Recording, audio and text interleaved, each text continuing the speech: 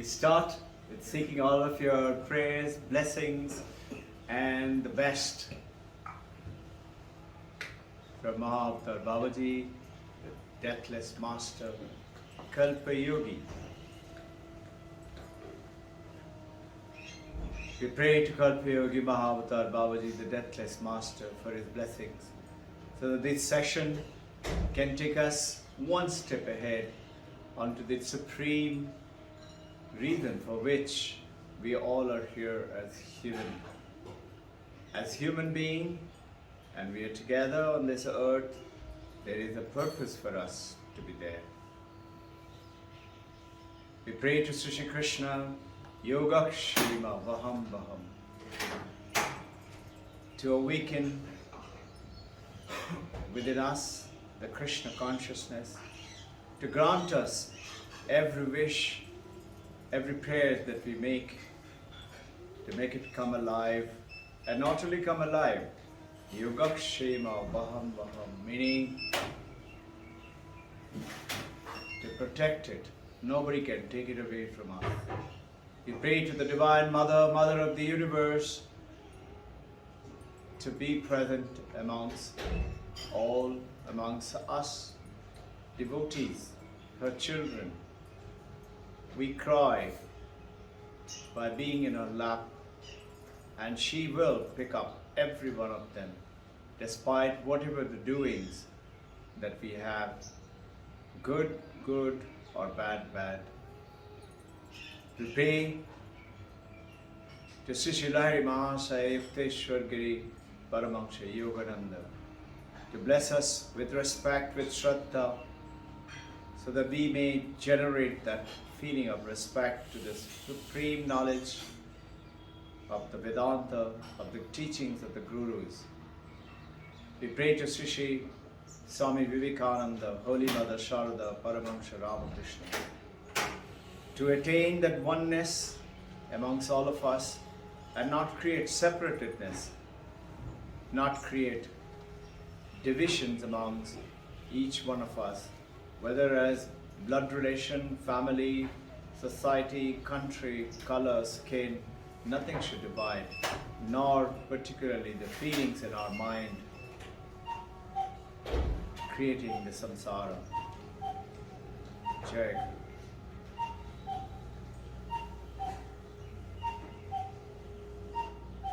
That clock is supposed to be half an hour before time. so that we get the message when we should stop meditating. Otherwise we forget. So, good to see you. Missed you last week. To the essence of all Vedanta is what we're going to talk about. The essence. You know, the essence of life, essence of a flower is the perfume. And we love to apply it in our body. So we're going to apply the essence of all Vedanta into our soul, into our spirit, into our mind. And the essence of all Vedanta is taken to be, there are 108 Upanishads. Out of all the 108, this Upanishad, Mandukya Upanishad, is considered to be the essence of all. This is Vijay sir's favorite Upanishad. It just so happened, Hanumanji, Lord Sri Hanuman, went to Sri Ram and said, Lord, if I want self-realization and realize myself, what do I have to do? The Lord Rama says, Mandukya ekameva valam vimukteva mukshat. It will liberate you absolutely, just one. What is this? You'll be surprised that the book looks so thick. It's only 12 mantra. And why is it so thick? It can be in one A4 sheet. That's good enough. But this is written by Shankaracharya, commenting on his Guru's Guru. His Guru is Govindapada and his Guru is Gaurapada. Gaurapada has made, that will be, the Mandukya Upanishad is about close to 5,000 years old. Older than that is also like Rig Veda. So it is still the most powerful. This little 12th Totra. It is written with the utmost essence. This is the essence of all Vedanta. And the meanings of which, we are in the modern time, nobody has time. Why Kailasha can't meditate? He has no time. Correct? Isn't it? It's not only with you, it's with everybody. Where is the time? Paramahansa Yogananda, his birthday was 5th of January. The Sadhu Man did a wonderful show. We missed all of you. I sent a message to everyone. Every time, generally everybody comes. Vijay sir got stuck. He had some very important job in which generally all of them were always there for the last, I think 15 years we've been meeting. Usha ma'am must have been out of station. Where? Okay. So, Paramahansa Yogananda says, you say you have no time? If God chooses to stop ticking in your heart, what happens to all your appointment? It is gone. He said, just like we keep talking about it, feeling of like a toothache. You got a toothache, or you got a knee pain, or you got a back pain, you got a headache. Nobody has to remind you that you got a toothache. Just like that, keep the essence of the Supreme.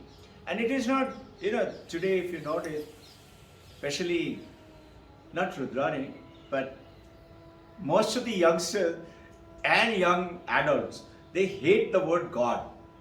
The God meaning some weakness. I am the one. Spider-Man.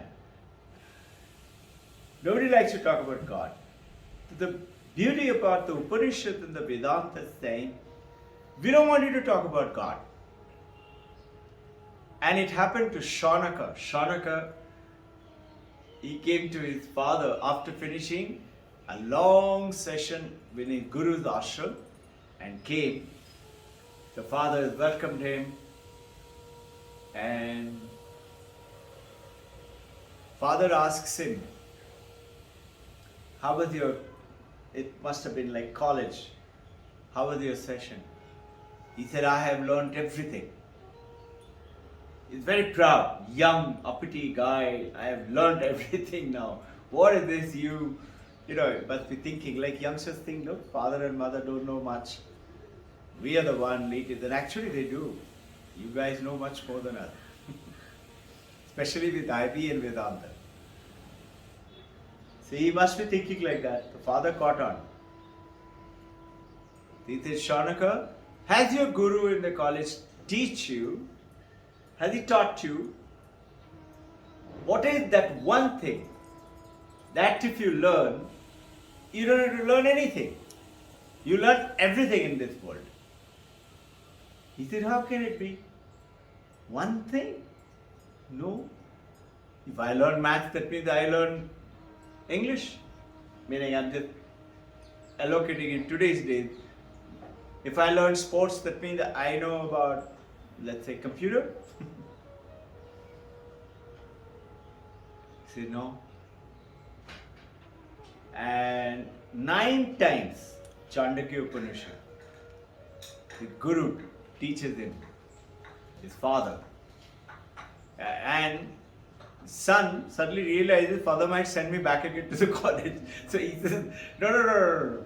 I don't want to go back again. You only teach me. The father teaches him. And in 9 times he taught him about Tat Tvam Asi. You are that. So not God, but what? You. Discover yourself. So that is why some of you may have got my message 2023. What is the resolution? Resolution 2023, discover yourself. You. Discover you. And if you discover you, this is what Mandukya Upanishad is going ahead and telling.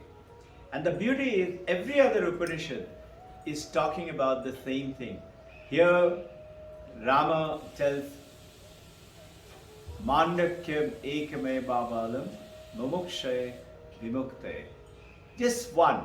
That 12 Dotra. This is so powerful. If you just understand it, what will happen? You'll be surprised. He says, all your sufferings of life will vanish. How? 12 Sutra. You and I will say, how can it be? You don't know my problem.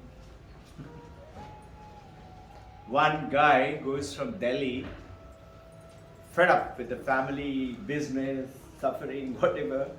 He says, I'm running up to Himalaya. Everybody tried to stop him, family, friends. He said, no, I'm going to Himalaya. He goes to Himalaya and he goes, finds the nice looking ashrama and he goes and meets the head. And he says, sir, I've come here all the way from Delhi. I want to renounce the family. I've come here, please remove my suffering. And Guru tells him what? Just imagine.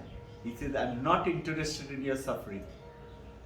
He says, the hell of a thing. I've come all the way from Delhi here thinking that somebody will say, I'm interested in you, I will take care of you. Don't worry, beta, sit down, breathe like that, meditate like this. He said, I'm not interested in your suffering. He said, sir, the Guru said, I'm interested in you. And he tells him something to do. And he goes and practices it. And stayed there only, no? In one of the must be somewhere. Actually happened. He comes back after 5, 6, 7 days back. I don't know the exact number of days, but it's about close to a week. And says, so Maharaj, I'm so happy, I'm so peaceful, thank you so much. You removed all my suffering. He said, once again, it is not you who is suffering. He said, sir, it is my suffering. It is gone. I am now very peaceful. He said, it is not you who is peaceful. You are peaceful always. Only thing you had forgotten about it. You are the peace itself. And this is what his Mandukya Upanishad is going to tell us through the way. So, like we have these Mahavakyas. There are 4 essential Mahavakyas, which Tattvamasi I just told you a little while ago.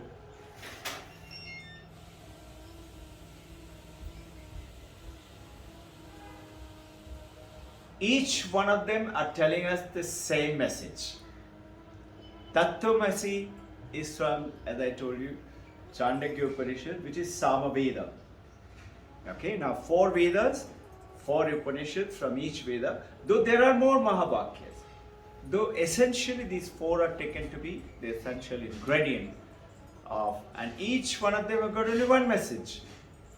And it is going ahead and saying, let's say, I'll tell you, Aham Brahmasmi, we keep hearing, talking about it, is from Brihadaranyaka Upanishad. And Aham Brahmasmi tells what? This awareness, this absolute reality, the truth, the peace, is nowhere else but within you. It's within you. Only thing you and I have forgotten about it. That comes from Aham Brahmasmi, is from most ancient, is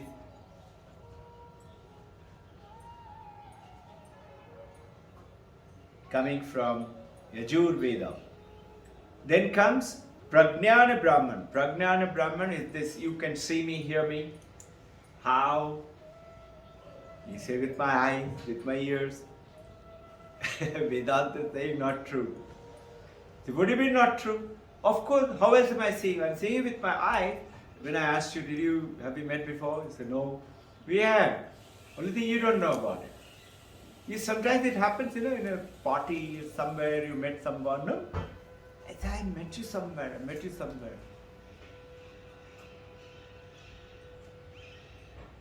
Otherwise we can't meet. You get connected once again on this samsara. What is samsara? Samsara is what? Suffering. What is Krishna telling Arjuna? Arjuna, samsara duksha sarvasar. And you and I, little baby, little grandchild, and we are holding on to them. And this is my life, this is my world, and my little job, and my little partner, and little friend. And those are youngsters waiting for a life like that. Where is this samsara coming from? Vedanta is saying, it's from within you. Is it within me? No. It is within you. What is that? It's within your mind. Your mind, your manas. Your mind is the one which creates the samsara. How? The moment you recognize I have a mind, what does it do? Where is Robin Ghosh? This is me. How do I do it? I give it a body, a name, and a form and a function. Nama Rupa Babhara. I give a name, form and function. And I say, this is me. The moment you give yourself a name, form and function, you separate yourself from everybody else in the samsara. So how is it connected to how do you see me and hear me? Supposing you are sitting there, your senses are working beautiful, but you're unconscious. If you're unconscious, can you see me then? If you're in coma, can you see me? No. If you're in deep sleep, it happens sometimes. Vedanta session, we go up to sleep. You know why we go up to sleep? We don't realize we are so tired. Our body is tired, our mind is tired, and when you hear something which appeals to you, your mind goes off to sleep. Meaning, resting your body and the mind. And this happens to in meditation also. Sometimes, have you noticed? In the meditation. And particularly if the posture is a little different, if the head is a little down, if the back is a little bent, you will go out to sleep. It's alright to go out to sleep. So what? Body was tired, mind is tired, but you will be surprised very soon. If you don't give up, if you continue, you will see suddenly, you will say, my God, I used to go off to sleep. And then you won't. Because now you're connected to yourself or in the beginning process of getting connected. So, what is happening? Who's seeing me? Who's hearing me? The Vedanta is saying it is that awareness, that consciousness, that Chaitana. That awareness, consciousness, if it is not connected to the senses, you have no power. You'll be surprised our mind has no power. Our mind doesn't have any power on its own. The mind powers the brain. So that means brain also doesn't have any power on its own. And it gets power from the mind. And the brain in turn powers the senses, no? Senses feed to the brain, through the brain to the mind. Mind then tells you, I saw that is a dog, or that is a mountain, or that is a dolphin. Because mind has got Mano, Buddhi, Chitta, Ahankar. Ego, mind, intellect, memory, and manas. It tells you from the memory, yes, I have seen that. That is the Labrador dog. You recollect through the memory. This is how you are seeing the world. Bringing the world to yourself, how? Through those senses. Senses capture the world, bring it through our like optical nerve and eustachian tube and something like that, and goes into feed the brain. Brain in turn sends tiny particles of electricity. It doesn't come. I've seen a big tree. Tree doesn't enter my eye. Light falls on it. The light creates an image. Image comes into my cornea, into optical nerve, through which it goes to the brain. Brain sends tiny particles to the mind. Mind is empowered with what? Like the moon is empowered by sun. Yesterday was full moon. Most of us had a full look at it. Did you ever look at the moon and say, what powerful sunlight? We never think of it like that. That the moon's light is not moon's light. And we say, how beautiful sunlight. Moon doesn't have its own light. We know it technically. When I'm aligning and talking about it, it clicks to you. But it doesn't click when you look at it like that. So whenever, after knowing Vedanta, whenever I look at moon, I keep thinking, what beautiful sunlight. It is, so what beautiful, when you're seeing me and hearing me, how powerful is your what? Consciousness, Chaitana, which is like the sun powering the moon, it is powering the mind. It's called reflective consciousness or subconscious mind. You've heard that word. It's very powerful. And this is where the Western mind says goal setting, time bound. You remember? You're taught SMART goals. S for specific, M for measurable, A for achievable. Set goals which you can achieve. And then rewarding. And then time bound. You should set your goal that I will do it within this time. Those are the SMART goals, but they are all through the mind, brain and subconscious mind. It is attainable like that. So, then comes Prajnana Brahman. This is the consciousness, that Chaitanya consciousness itself is Brahman. What is Brahman? Brahman is not Brahmin. Brahman is a caste. Brahman is, Taittiriya Upanishad, most of you are aware now, is Ishvara. Is God. Ishvara. Definition of God. If somebody is asked to give it, can you define me God? You and I will say, but it go around and round. Taittiriya Upanishad is saying, it's very simple. Satyam Jnanam Anantam Brahman. Satyam Jnanam Anantam is Brahman, is Ishvara. So by that, here it says Prajnana Brahman. That Brahman is the you and that is your consciousness. And that message we get from Rig Veda, Taittiriya Upanishad. I am Atman Brahman. That comes from this Mandukya Upanishad. And this is telling us in that 12th Sutra, Atharva Veda.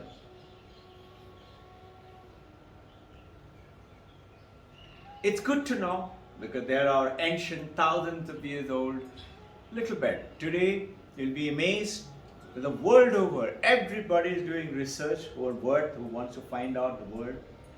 They're finding it. You know, there is a book written by Philip Goldberg. I have the book here. Show the book. Paramahansa Yogananda. He's written 20 books, out of which 2 are worth mentioning right now. One he wrote on Paramahansa Yogananda. Another one is American Veda. How America came to the light of the wisdom because of Swami Vivekananda's visit, 1893, 11 September. This is Philip Goldberg, Yogananda. And Yogananda, if you notice, 1893, 11 September, Swami Vivekananda gave a first talk. He had gone little before that, somewhere around May, 1893. And 1893, 5th of January, Paramahansa Yogananda was born. So that means when he was born, just 9 months after that, 11 September, Vivekananda gave a talk. That means Vivekananda, when he was giving a talk, Paramahansa, I was just connecting it like this. He was about 9 months old. And Yogananda went, 1920. He went straight to Boston. He had a better connections laid down earlier than Vivekananda. Vivekananda lost all his papers, passports, money, everything was lost. We traced his track. We went in America and how he landed, how he went, where did he go, just to reminisce and feel good way of tracking. We went to Hyde Park. Everything was taken away from him. People had robbed him. Not forcibly, somehow somebody had picked it up. He didn't even realize it. Must have been meditating or something. He suddenly realizes he has no money, he has no purse, nothing. Passport is also gone. Even that letter for the talk is also gone.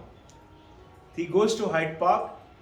You know, generally people like you and me in India, we go to a temple or we'll go to a forest or under a tree in a mountain cave, or he found a park, very nice park. He went there, and they have a little fruit shop.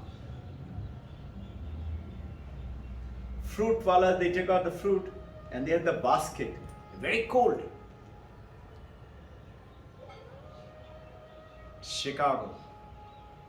He goes in that cold, he goes inside the basket, and those hay and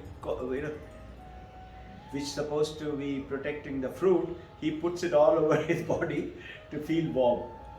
He sleeps like that, in that basket, in that Hyde Park.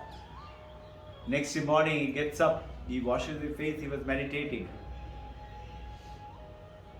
Imagine, just think of it. Just think of it. And the road is about, from here to there, will be about 50 yards, 150 feet or so wide. On the other side, on the flat, there is one lady who was opening the window and saw somebody sitting. Now there, and if you see a vagabond, you're supposed to report to the police. Police will come and pick them up, put in the jail. No vagabond is allowed. He was like a vagabond, no?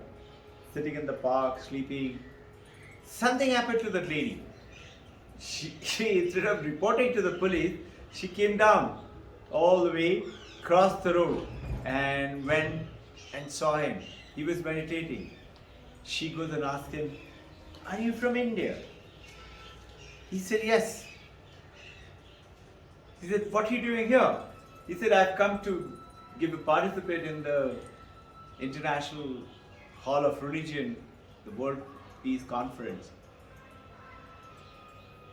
She said,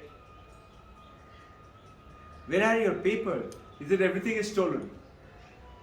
She said, "Come with me." Imagine, something happened. He was in his meditation praying to his Guru, Ramakrishna Paramahamsa and Mother Kali. "You save me now."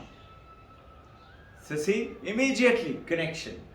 This is how all your sufferings go away if you're connected.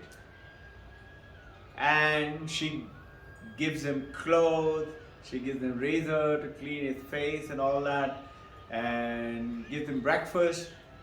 And imagine what? She said, "Let me make you meet my husband." In the breakfast table, husband comes, and you know who is the husband?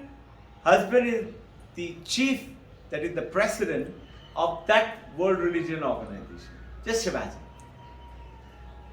And he thereafter protected him, covered him, sent him to various cities. 1893, 11 September, you all know about his talk, everybody knows about his talk. The moment he said, "Brothers and sisters of America," everybody stood up. He was the 21st speaker among 23 people. His number actually had come on number 3. And when the priest said, "It's your turn now," he said, "Not now." He was nervous. Vivekananda was nervous. He didn't want to speak. He said, "Not now, later." So it went on, and every time the priest will look at him, he will say, "Not like this." Some signal he gave. Eventually, he kept praying to Mother Saraswati. "Mother, you speak through me. Guru, you speak through me.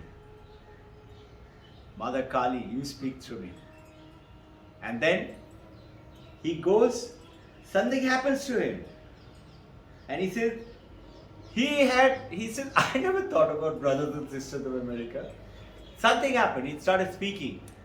And everybody stood up. Till then, 20 speakers had spoken. Nobody get that. Everybody was thinking of leaving, boring, like you get up and walk away.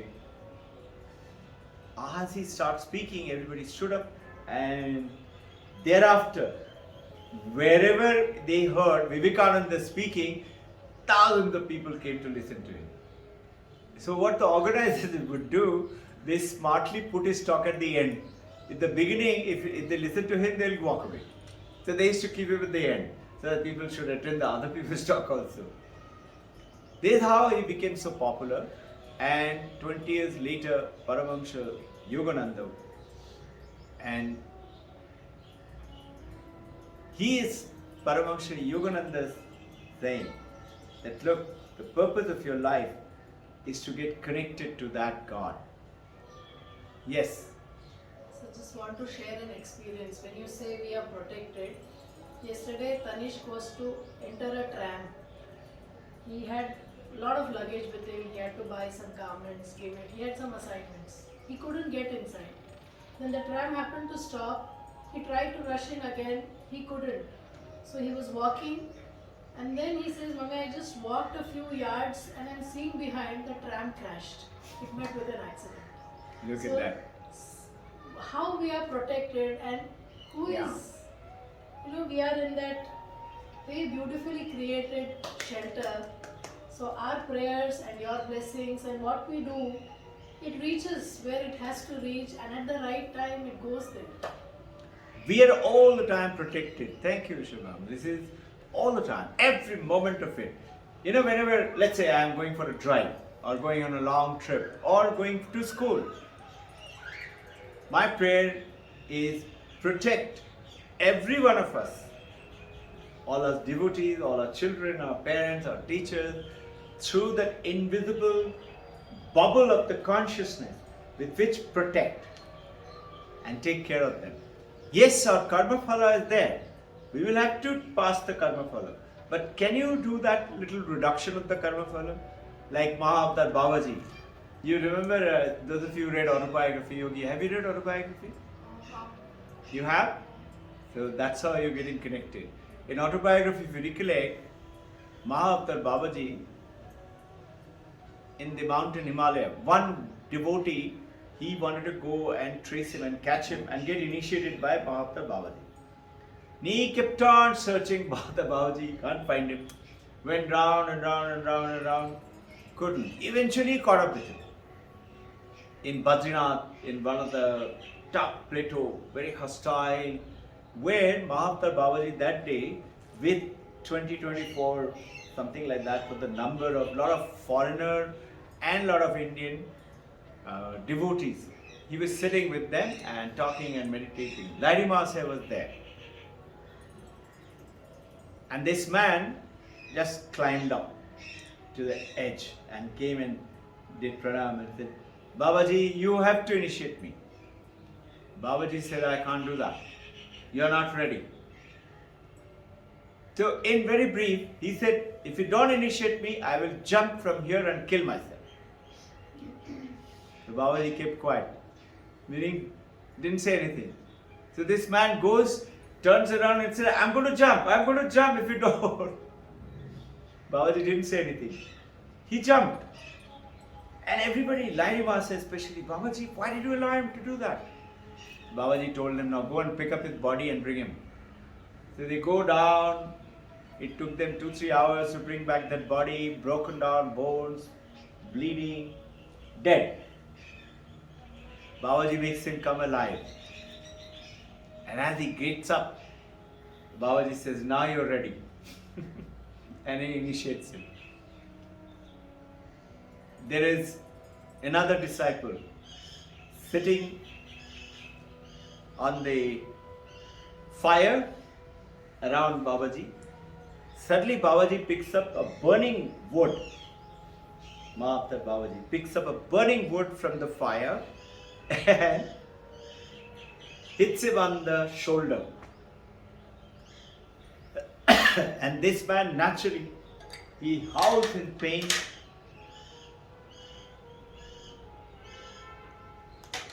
Lahiri Mahasaya asked him, "Why did you do that?" Lahiri Mahasaya had become very close to him. He said, "Would you have liked he dies? Otherwise, I have taken away his karmas, that from death to this injury." So this is how we are continuously protected all the time. Only thing you and I don't realize, and we say, "What? I did it." We are no one. But the beauty is, the definition of God as per today in Advaita Vedanta goes ahead and tells, not Ishvara, there is called demigod, which Vivekananda keeps talking about demigod. Demigods are all like, we say, Kartikeya, Ganesha, Saraswati, Lakshmi, like that. We got 33 crores. He said that demigod is none other than you. When you do purification of yourself and you keep on practicing, you become very powerful. Then you become godlike. So that's what is called attaining that nirvana. We will continue to cover more of quantum physics as we come to last week we talked about quantum physics. And did you find that? How did you find it? Very interesting, no? Yeah. It's called double slit experiment, in which quantum physics, in very brief, those of you who were not there, talks about, they wanted to find out how this matter, we say, this world is material, this is real. After all, my house, my partner, my friend, my children, my office, my colleague, my money, everything is real. That is what is life. And quantum physics says, okay, break it down. Further, down and down and down and down. And you come to molecules, cells, from there subatomic particle, electron, proton, neutron, and then subatomic particle, meson, boson, lepton, cryon. And if you break it further, fusion and fission. You've heard about that. Nuclear energy gives you what? Energy and information. Only two things. None of them are matter anymore. Meaning, a particle has a dimension, measurable, and it has a place. It is fixed at a place. This is right now here. It is not there as well as here. It is a fixed position. But what they found, they tried to study this particle in the quantum physics, and the scientists found that when they're not looking at the particle was behaving like a wave. The wave is what? Wave has no dimension. It is, and it has got no specific pace. It is continuously flowing. So they said, when did the particle become wave? How did it happen? How can a particle become wave? So they tried to say, quantum physicists, let me trace it out. So they tried to follow the particle through this double slit experiment. When does it become a wave? Strangely, the particle, as if it knew, like a mischievous child who knows teacher is watching, parents are watching, they behave very good. And whoever is looking from there say, my daughter is very good. They don't realize daughter knows that you are watching. And the moment they stop watching, it becomes a wave again. It really flabbergasted, confused the hell out of the quantum physicists. They said, all right, let's find out another way. I'll not get into the complication part of it. They just said, we will catch it when it becomes a wave. At the end of the wave, we will, and in meaning any time after it has become a wave, we'll catch it. How did it become? There is a wave by another particle, which is sympathetic resonance, they call it. So they will find out. Strangely, and the quantum physicists say the particle had the last laugh. The particle did not change into wave.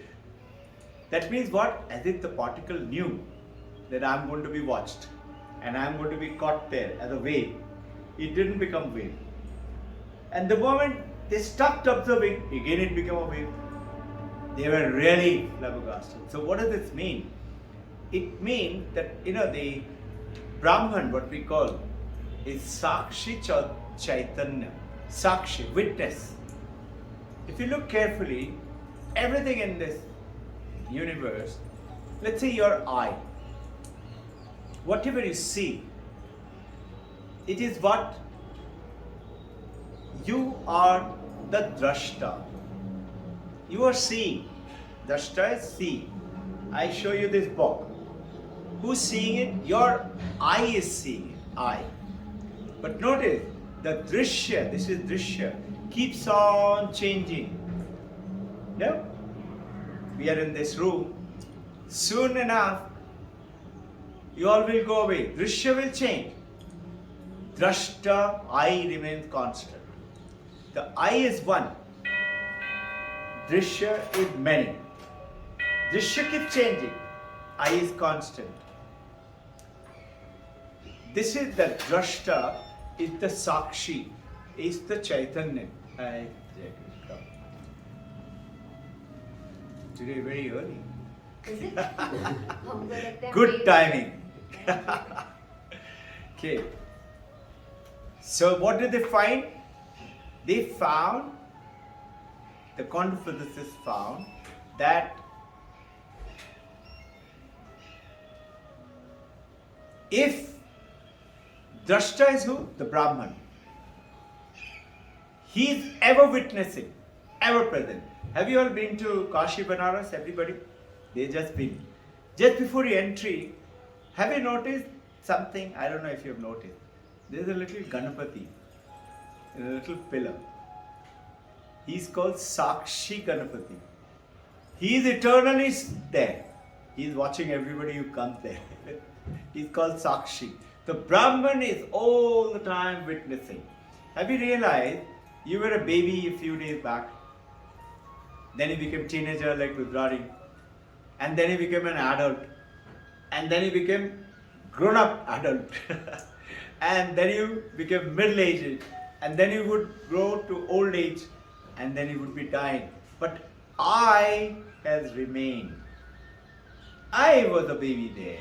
I am that teenager. That is my picture. I is constant. I is who? Is that Brahman. So what is Mandukya Upanishad saying? He said, if you can recognize and be one with that Brahman, recognize itself, you have gone beyond all suffering, all sickness, disease, pain, shortages. I don't have this, I don't have that. How does it happen? Very simple. What is happening today in a very crude example? Let's say, I had brought this Devapriya Ganga Pani. So we have water from, we are blessed to have water from all the powerful holy places, including Kailash Manasarovar. So I keep them in jerry cans and all, and I keep them in a small bottle. So I had given it, distributed to all the devotees at that time. You all recollect, small bottle. Now imagine that bottle, I put it into a pond or an ocean. The bottle is cocked up. It has got holy water inside, but nothing happens to that ocean. Why? Because the holiness is trapped inside. It's just like you and me. Our Brahman is trapped inside in what? This Mano, Buddhi, Chitta, Ahankar. This mind, ego, memory, and manas. Along with body.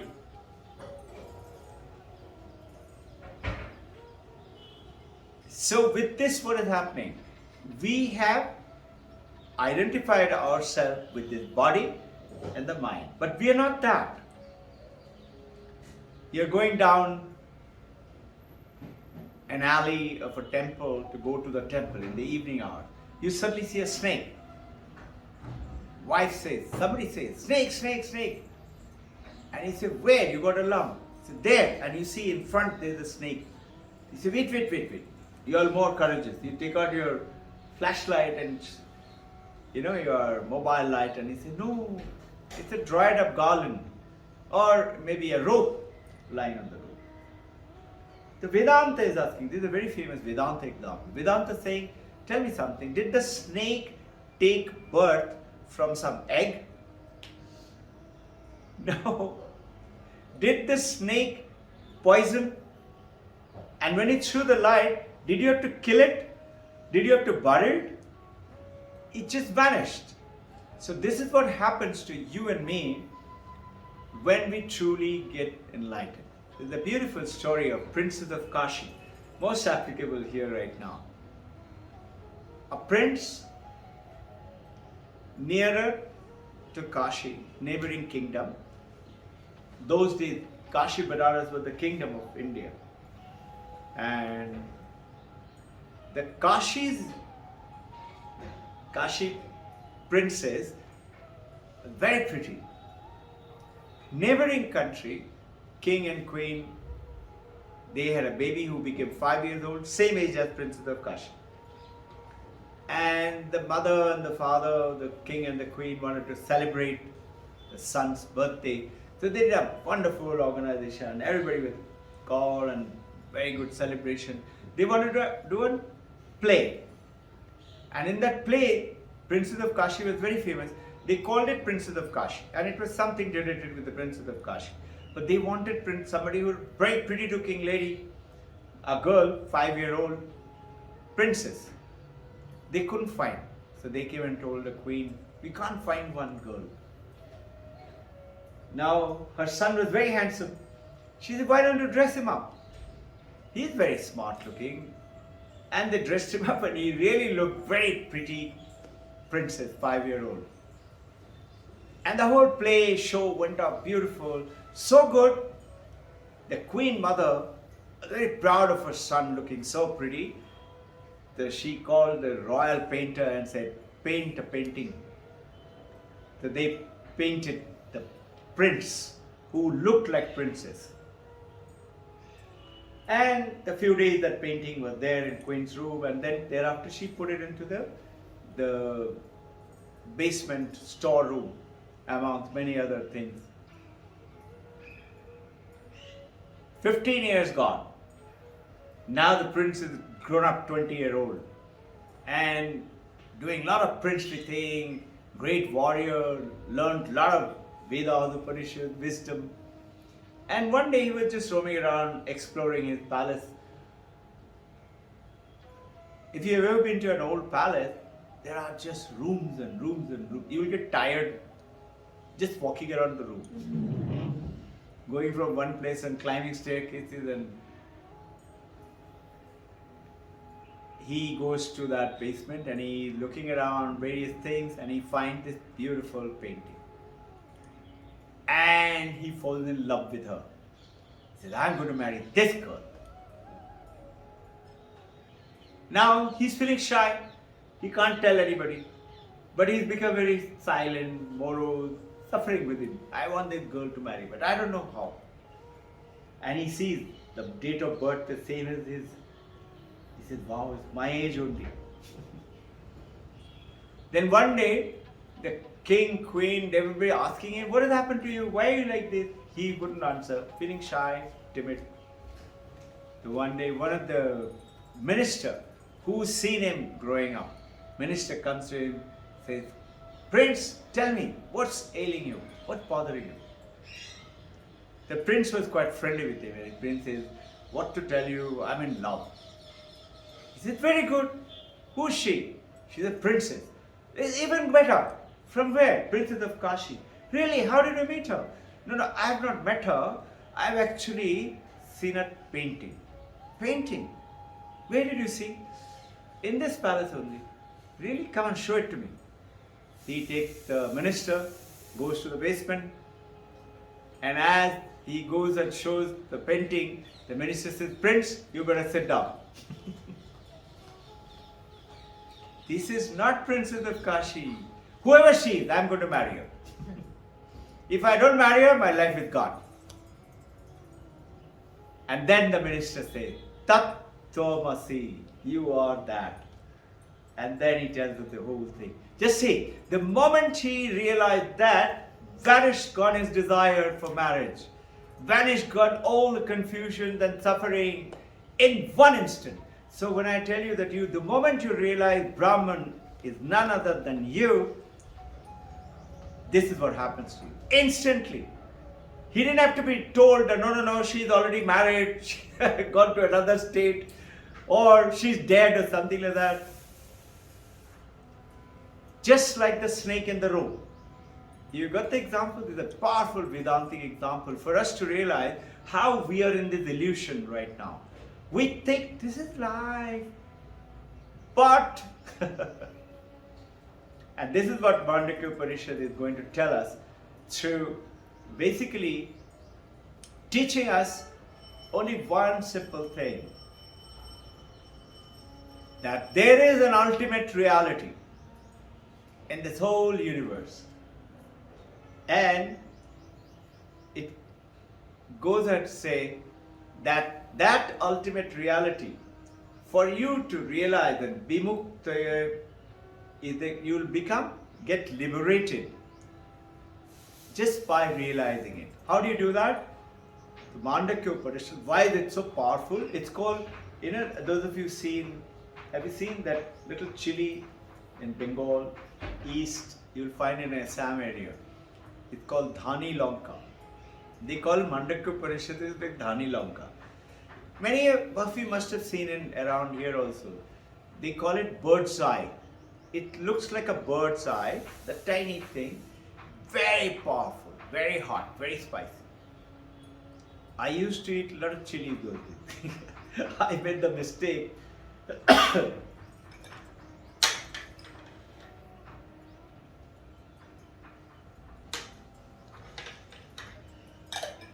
I was told it's very hot, sir, very hot, sir. I was in the airport.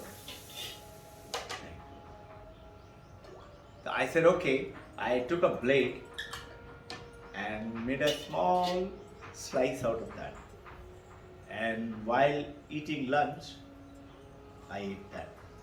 My God, it was for the next 2-3 hours. I kept on eating sugar and curd and whatnot to somehow get it out of it. Very spicy. That spiciness of the Dhani Lanka, the bird's eye chili is like Mandukya Upanishad.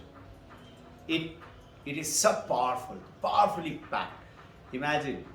And then Rama tells Hanuman that if you can't understand Brahman through Mandukya, then read all these 108 Upanishads. Muktika Upanishad is the one which lays down all the list of all the Upanishads. So, it says that basically, what is Brahman? Brahman is vast. Vast what? Vast ocean, vast sky, vast country? No. It's just vast. The moment you say vast country, let's say India, America, vast country. The moment you say vast and give a name after that, you limit it. Have you ever realized? When you say vast, it has no limit. The moment it's a vast ocean, hey, Indian Ocean, there is one shore here, there is one shore there. Vast America, there is Mexico and there is Canada. Vast India, there is China, Pakistan. There is immediately limit. Otherwise, it is huge, but still. So it is just vast. And Brahman, by definition, in very brief, I will not get into the detail, we have covered it before, but I'll just give you in brief. Desha Kala Vastu. Desha, space. Vast in space. What is that? See, I'm limited to space. I'm sitting here. I cannot be sitting in my school at the same time. I cannot be sitting where Usha Ma'am is sitting. I am here. I'm limited. So, the moment you are limited to space, you are in this mortal body, now mind and frame. The moment if you become beyond that, then what happens? You are everywhere. Can you imagine? Supposing there is something which has got no limitation of space. It is everywhere. Can't comprehend it. But it is so. Brahman is that. Then Kala, Samay, time. They say, womb to tomb. In an epitaph you write down Kabristan, you see graveyard, you'll always say, birth time, death time. Womb to tomb. Born this time, died this time. What if you have something which has got no limitations of time? That means it is omnipresent. It is always there, it will always be there. And Desha Kala Vastu. Very interesting is the Vastu definition. Vastu definition. Have you realized this glass cannot be the book? The book cannot be the clock. Clock cannot be the computer. I cannot be this camera. It is called limitation by Vastu. Supposing you have something which is not limited by Vastu, in other words what? In every vastu, in every object, you are present. And that is the definition of Brahman. That is the definition of Ishvara. You say, no, God is everywhere. How? So now Vedanta says that is that consciousness, Shakshi Chaitanya. Consciousness, Chaitanya.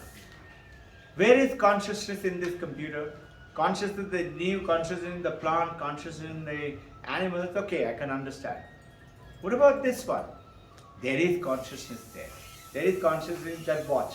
So he said, okay, God exists, Vivekananda told. If God exists, I should experience God. Where is God? Can you show me God in this clock? God in that cup of tea? God in this door? I was reading third Kathamrita, Gospels of Ramakrishna. This morning only. I was doing repeat reading of that. He was cross-questioning Ramakrishna Paramahamsa so much that Ramakrishna Paramahamsa said, "You're bringing doubts in my mind." He said, "No, I have seen Mother." Vivekananda said, yes, I know, it happens.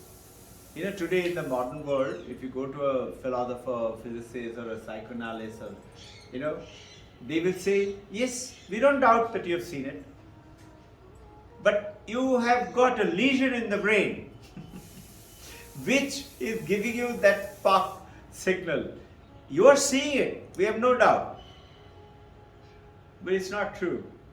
It's something wrong with your brain. This is how the atheists talk about it. Same Vivekananda. See how he transformed, how he changed, and how did it happen? You remember his father died and their whole family, father's brother, through a falsification of document, took away and got it signed by father before he died. Took away all the property and told them to leave, get out from this property. The Vivekananda was going from place to place for job and no money, nothing to eat, terrible suffering. He had met Ramakrishna already. He goes to Ramakrishna Paramahamsa and says, I'm not going to let you go. You have to pray. You go and pray to Mother. He said, but I don't do those things. She said, no, you have to do it. I'm not going to let you go. He said, listen, I have asked Mother so many times. The Narayan, so much of suffering. You know what answer I got? Narayan doesn't believe in me. He has to suffer. Narayan says, you have to go and tell. He said, listen, today is Tuesday. You come in the evening. Go and ask Mother Kali. I tell you this one. Whatever you ask, you will get it. Go and ask. He comes back. Goes in the evening. Most of you must be aware of it. He goes and sits and he goes into deep meditation, not samadhi. In such a manner, he forgot to ask. And when he was waking up, he was remembering, I have to ask, how can I ask Mother such small thing like money? He says, give me viveka, give me vairag, give me detachment, give me love for you. And he comes back. Paramahansa Ramakrishna says, did you ask? He said, no. He said, you go back again. He sends him back. Again, same thing. As he enters, he is powerfully lit up by light from Mother, and he forget. He asks again, bless me with wisdom, bless me with jnanam. Again he comes back. Third time, Paramahansa Ramakrishna sent him back. Said, nothing doing. You keep crying to me, you go and cry to Mother. Go and ask her. Whatever you want, you will get it. He couldn't ask. He comes and says, how can I ask Mother for such small thing? So then Paramahansa Ramakrishna smiles and he says, I knew you won't be able to do it. Don't worry, from today you will have no shortage of food and clothes.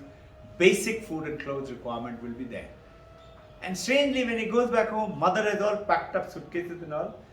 See, what happened, Mother? Father's some aunt, husband died, Jamindar lady. She has nobody, and she sent a message, and the horse's chariot is waiting to take us back. We are invited to live with her in the palace. So all the problems got over. So this is what we're coming to it, is the Sakshi Chaitanya. If we can get connected to that, something else happened. And the message is from Mandukya Upanishad, is that Brahman is who? None other than you. It's you, within you. Only thing, you have forgotten about it. And you align yourself with this little body, with the little gender, with the name and form and function. And our intention is to continue to understand it. So what is this? Listen. Shravanam. Listen. Think of it. Ask question. Whatever question. Challenge it. You will find the answer. With that reflection, answer and listening, now meditate on it. Make it your own. And once it is your own, you will start to begin to realize that Sakshi Chaitanya is none other than my consciousness. And where is it? It's within me. Body may change, body may die. Mind will change. From morning itself today, how many times our mind has changed?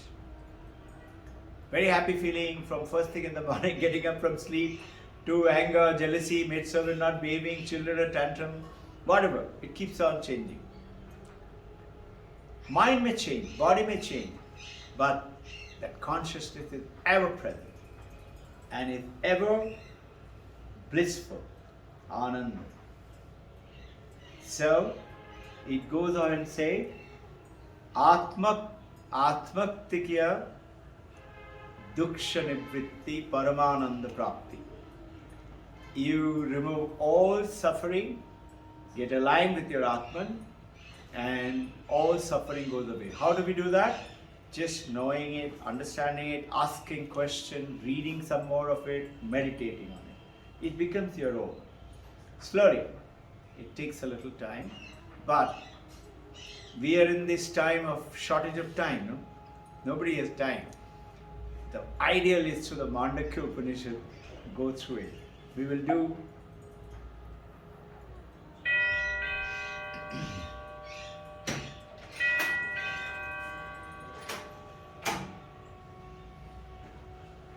Mandukya me ek bab alam mumukshane vimukte. This is what Rama told. This teaching gives us that it does not falsify religion. It strengthens religion. Generally there is problem with the religion. The moment you talk about religion and God and temple, and they say, where is God? Show me God. Where is it? Can you show me God? Then I'll believe. And this is what Vivekananda told Paramahansa Ramakrishna. Page, I think, is 168. I was just monitoring that page. I must see it, the translation of it. I was reading the original version, which is in Bengali. I have the English version also. I want to see how is that been translated exactly. Swami Nikhilananda has done the translation. It's supposed to be world over today. Everybody is searching for this. You'll be amazed. Harvard Divinity School is studying this. Oh, they've got 10 million things to study. Why should they be studying there? Because they find there is something in it. And that's how you and I are getting connected to it. There is matured way to look at this message and immature way to look at this message. Immature way is once you realize, oh, God is me. Then I am God. I don't need to meditate. I don't need to do these practices. One question will come straight away to your mind. If it is so simple, so good, Vedanta is there for thousands of years, why isn't everybody godlike? So there is a fine line. There is a beautiful answer given from the great monk. They say that fine line is the problem. What is the fine line? What we want is paradigm shift. We want to shift the paradigm of understanding, knowing it and applying it. But before the paradigm shift, there is something called ethical manifestation. Ethically, you and I have to live a different life. Don't find fault with people. Live with purity and truth. Right from this moment, start to make it a point, I am not going to tell lies. And Our children are doing it. They don't tell lies. 75-78% don't. Who does? Those who have just come recently. Some, one or two old timers also do, I know. Little different background of their home and things like that. No? Sadhu Ma'am is dealing with them. So, basically, a matured reaction is, I understand what is the need of these spiritual practices to purify myself, to fulfill the reason for my being alive. Vivekananda is saying that the purpose of our life, the fact that we are born, is to divinize our life. He says those who have left the samsara and run up to mountain Himalayas, thinking I'm going to sit down there and meditate and leave their husband, wives and children and things like that, I'm going to attain. Vivekananda says they have missed the boat. And those who plunge in headlong into the vanities of the samsara, and he's got a beautiful song for them also. He said, why are you like a foreigner roaming around in this land, and you've forgotten your own, the most dearest person? And dearest person is who? You yourself. And this is what I meant by discovering yourself. It's the resolution of 2023. Discover you alone. And where is it? I don't have to do great work to find it all the time there with me.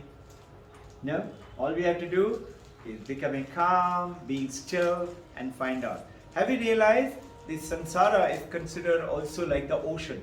Thousands of waves. Each one of the waves are different than other. Small wave, big wave, bubble, froth, tsunami. And waves are like you and me. They got name, they got form, and they got function. They're always doing something. Have you noticed one more thing? Our waves are always restless. It can't stand still. And think, if the waves become calm, what happens to the wave? What will happen to the wave? It will? Become the ocean. It will? Become the ocean. It will? Become the ocean. It will become the ocean. It will become the ocean. Meaning what now? You cannot say this was Robin Ghosh wave, that was Vijay wave. You can say it now. That time can you say this puddle area was the Robin Ghosh wave? Now. And another deeper meaning. That Robin Ghosh wave is now from that end of the ocean to this end of the ocean. From top to the 20,000 feet below. Every part of it. This is what I meant by the Ganga Pani bottle. The moment you remove the cork and you put the water inside the 20-liter jerry can or an ocean, the entire ocean is purified as we are told, the power of the Ganga. This is why people go down to where Ganga merges with ocean in Bay of Bengal. It's a very holy place. And when you say, I've taken a bath in Ganga, do you say you've taken a bath from Gangotri to Bay of Bengal? No. You've just gone into one place and taken a bath. So now, what the Vedanta Mandukya Upanishad is telling us is, you are that Brahman. How do I know I'm that Brahman? This is what it tells you, the process. What should you do? Experience. Go through experience. Whatever it is happening today with our five senses, we are experiencing the world. How do I know if I'm in coma? This world, have you realized, it vanishes. If I'm dead, I have zero consciousness. World is dead. If I'm in coma, slight consciousness is there. But I cannot perceive it. Unconscious. When I come out of the unconsciousness, little better consciousness, the world comes into a life. The moment I am unconscious, world vanishes. Deep sleep, world vanishes. Partial sleep, absent-minded in the class. Sometimes happens, in the class, mind is gone somewhere else. And you ask a friend, what did she talk about? Happened to you and me. So it is that consciousness. which is called Sakshi Chaitanya, which is what? Like that Ganga Pani, like the light. Think, you got Ganga Pani here, you got alcohol there, and you got dirty something lying that part of the place, on the road. The light falls on the dirty something on the road. Does the light get polluted? No. Light is ever pure. It doesn't have any problem in shining on that dirty something lying on the road. Or the dirty puddle. It doesn't get dirty. It falls on holy water, Ganga. It doesn't become holy either. Neither does it become drunk when it falls on a pitcher of wine. Light remains light. So Mandukya is saying, you are that light. Your body has got all the problem, mind has got all the problem based on your karma. When you are having very good time, you are enjoying your punya karma. When you are having a bad time, you are enjoying your papa karma. It is not possible ever for any one of us to be ever free from karma. Karma will continue always. And for, as per Hindu belief, for thousands of years. Then what happens? How do you become nirvana? How do you become Paramahamsa? Buddha, Mahavir Jain, Guru Nanak, Guru Govind Singh, Jesus Christ, they have liberated. How do you do that? You have to, let's say, if you take it like an ocean and the wave, you have to become calm. Okay? And then you have to realize, I'm not the ocean either. First, I was the wave. Now I become the ocean. I'm not the ocean. Even if you say I'm ocean, you're limited again. Ocean is also limit. Indian Ocean, Atlantic Ocean, Pacific Ocean, no? Then you have to say, I am the water. So, what happens to now? There are thousands of waves. But when you become Paramahamsa, or Buddha, Jesus Christ, or Muhammad, you not stop being the wave. You're still the wave. You still got a body. You're still living in that. But you suddenly know that all these waves and this wave mean we are not this wave. We are not the ocean. We are water. So this is why the famous example, I keep talking about it, that the waves have water in it. Correct? No? They are saying no.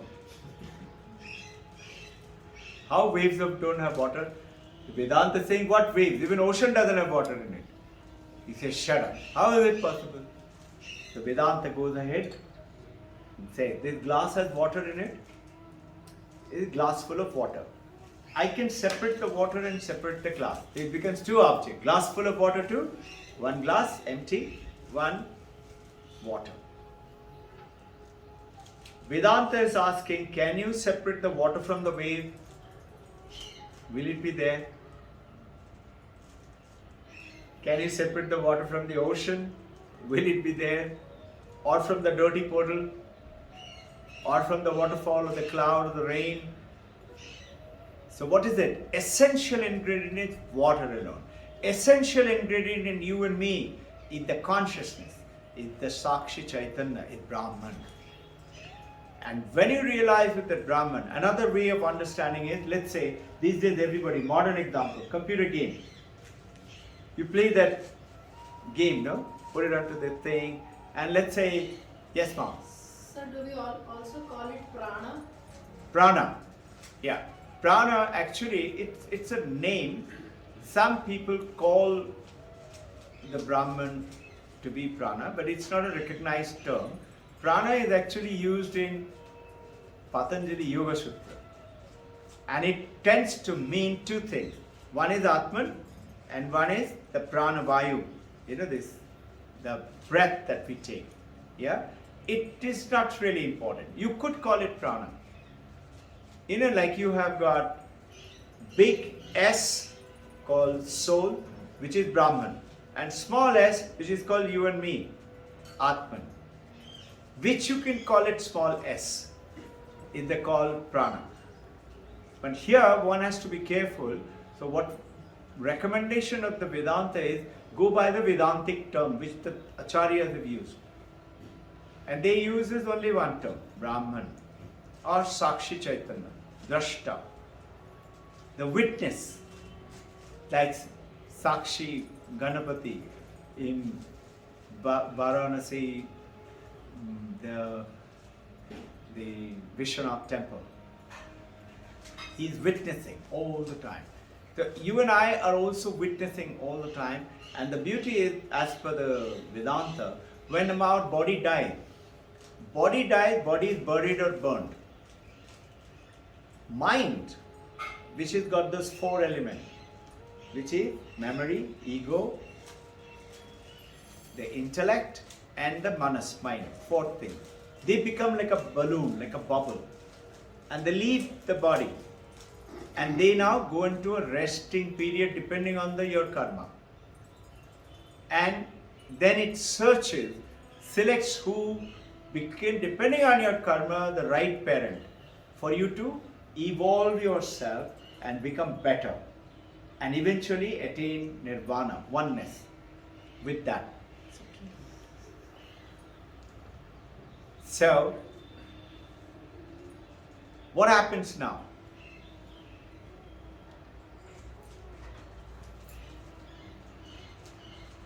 That evolution process is actually not of consciousness, Chaitanya. Because Chaitanya consciousness is always pure. But it is our body mind which is to be purified. The mind and the body. Which is why we do this sadhaya. We have to do this sadhana, tapasya. Why we say always karma? Karma. Yeah, why we say always karma? Okay. You see, as per Vedanta, we are Atman, which is that Sakshi Chaitanya, we are Brahman. But the fact that you and I have to realize this world called this earth, the universe, the Maya. Maya is what? What appears to be, what is measurable. Anything that is measurable is Maya. Maya comes from the word Mai. It means measurable. What you can measure. See, you could measure the particle, but you can't measure the wave. So when the particle was there, it is like you and me body. The moment it became a wave in the quantum physics, it went beyond that. So what is this karma? Karma is that all of us, to attain this world, we have to do work. And enjoy our good karma and bad karma, we have to do karma. I cannot be without karma ever. Nobody can be ever without karma. Right? And every time when you're enjoying your good karma or suffering your bad karma, you're still doing a karma. That means your karma is continuously eternal circle. Then what you have to do? Very simple way to understand is through the computer game I was trying to tell you. Supposing you are playing the role of, let's say, Harry Potter. Harry Potter game, those of you played this game, in that they give you rules of the game and you can play whatever you like. You played, Rudrani? No? Okay. You can put the virtual reality, the glass, the machine where you're tapped in, and you now become Harry Potter, or you become one of the character in that. You can become the witch. And you start playing now like that. Now, if you do wrong thing, you will be punished in that game.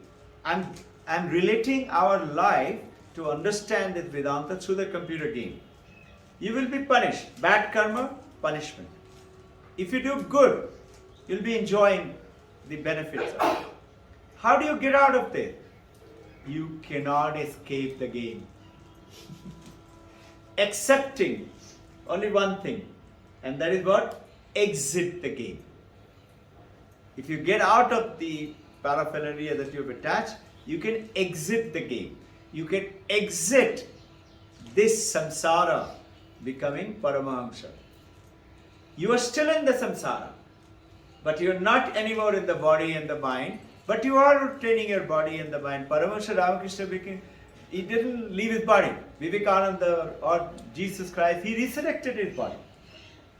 Or Muhammad, the Mahavir Jain, Guru Nanak, so many, Guru Gobind Singh, they all continued to operate, but knowing I am not wave, I am not ocean, I am the water, I am the consciousness, I am the Brahman. I know, have you all heard I Am That, Nikara Goswami? Have you heard? No? I have the book, I'll show it to you. It's written I Am That, the yellow cover thick book, and he used to live in Bombay. He attained Brahma Tattva. He became enlightened master. So he wanted to leave. He was living in Dharavi, you will be surprised. His ashram is still there. Quite famous. So he was walking off, going to Himalaya from Dharavi. He walked for a while and suddenly he said, what am I doing? He asked himself, what am I doing? I'm going to Himalaya. Why? Brahman is in Himalaya. Brahman is not in Dharavi slum. He came back to his slum and he lived there the rest of his life. He was asked by one of the great devotee of faith that came in doing pranam and said, Maharaj, you have realized Brahman. That's a great honor. He said, why are you insulting me? He said, insulting? How can I be insulting you? I am telling you, you realize Brahman. He said, I have not realized Brahman. He said, I am Brahman. This is what happened. Though there is the body and the mind, you will say, what is he talking? Because you and I can't understand that. But the true people would understand it. Paramahansa Ramakrishna went, did you see Trailanga Mahaprabhu? I asked you. I think you all didn't go, no? Trailanga Mahaprabhu temple. It's a beautiful temple. You should see that. Next time you go, the Shiva Ling there, which he had picked up from the river Ganga, he used to go and stay underwater for 30 days, 45 days, 60 days under river Ganga. He will not come out. So one day he came up with such a huge Shiva Ling. It's round, it's about this much, maybe little more. I will say 1.5 to 2 times bigger than this. Can you imagine? And it's as tall as me, or maybe little short. 5 to 6 feet tall. He picked it up. He was 6 feet 3-4 inches tall.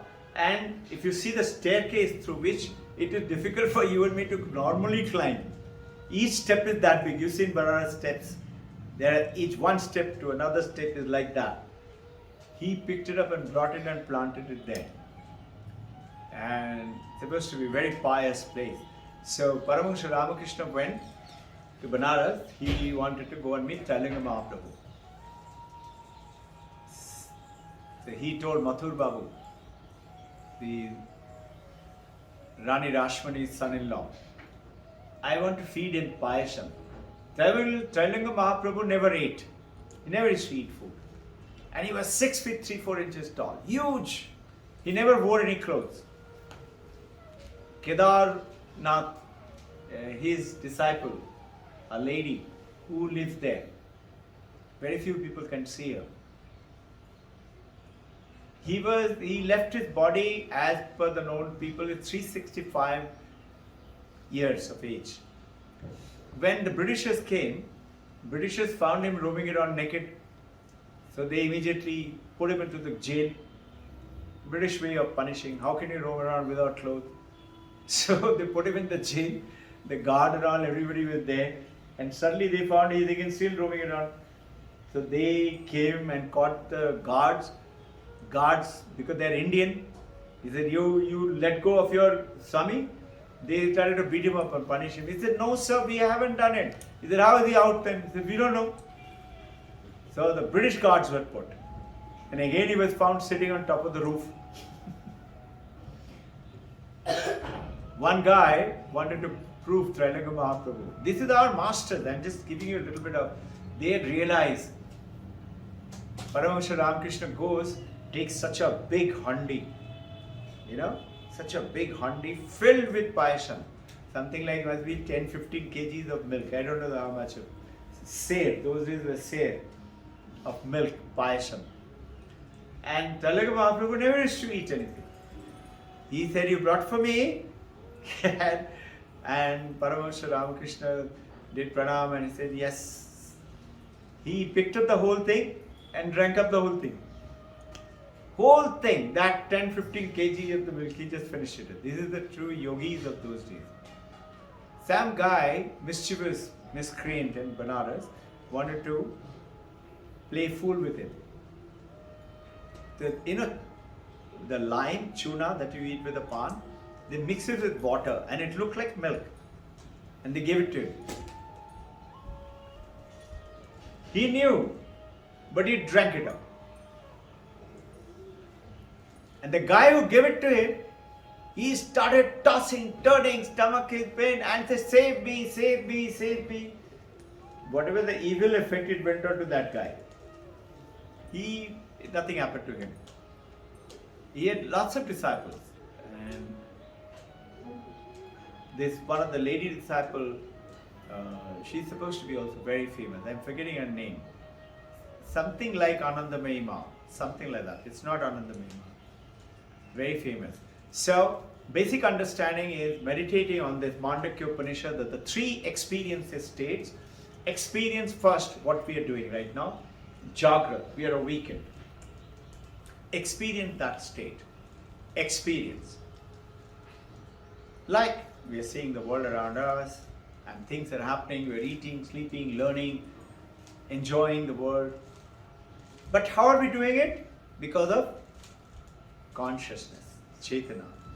And who are we? We are that consciousness. So when you're experiencing the world, you think about that consciousness, not the world. I am in this world, I am playing. Then is the second stage, is the dream sleep state. We are in the dream sleep state. It has got, sleep has got two. One is dream sleep, one is deep sleep. Both the state is a human existence. Everybody experiences every day. In the dream sleep state, whatever you're dreaming, you know that dream is because of your mind. And it is you're experiencing it because of your consciousness. It is powering that mind. And when you get up from the sleep, you suddenly realize, oh, it was a dream. And then the deep sleep state. In the deep sleep state, you have nothing else excepting that experience. When you wake up, I had a beautiful sleep.